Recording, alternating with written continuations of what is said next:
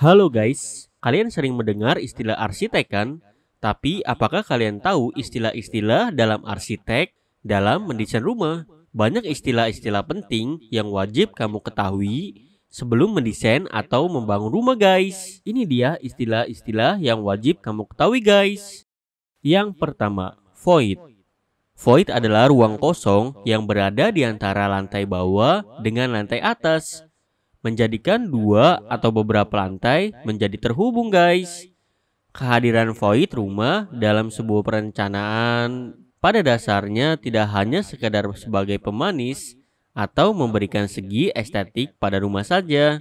Ada banyak sekali manfaat yang bisa dirasakan penghuni dengan menggunakan void rumah sebagai elemen bangunan. Contohnya, void dijadikan sumber cahaya alami. Yang kedua, balkon.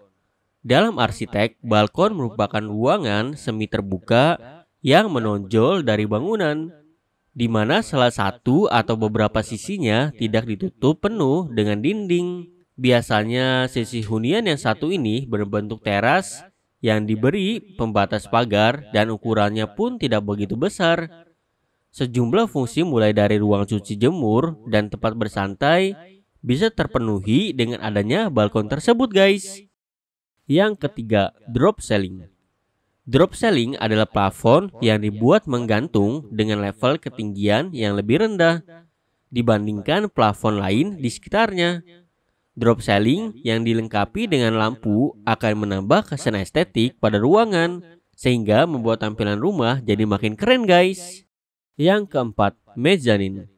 Mezanin merupakan lantai tambahan yang diletakkan di tengah dinding suatu lantai, terhubung dengan lantai di bawahnya dan umumnya tidak dihitung sebagai bagian dari lantai bangunan. Tujuan utama mezanin adalah untuk menambah ruang di area yang terbatas, agar tetap terlihat serasi dengan tampilan rumah.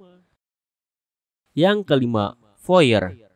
Foyer adalah sebuah ruangan atau area yang menjadi perantara antara pintu masuk dan bagian dalam rumah seperti ruang tamu atau teras dengan ruang keluarga. Foyer juga bisa dimanfaatkan sebagai ruang penyimpanan serbaguna loh, agar rumah tidak menjadi berantakan. Area foyer juga bisa difungsikan sebagai area tunggu.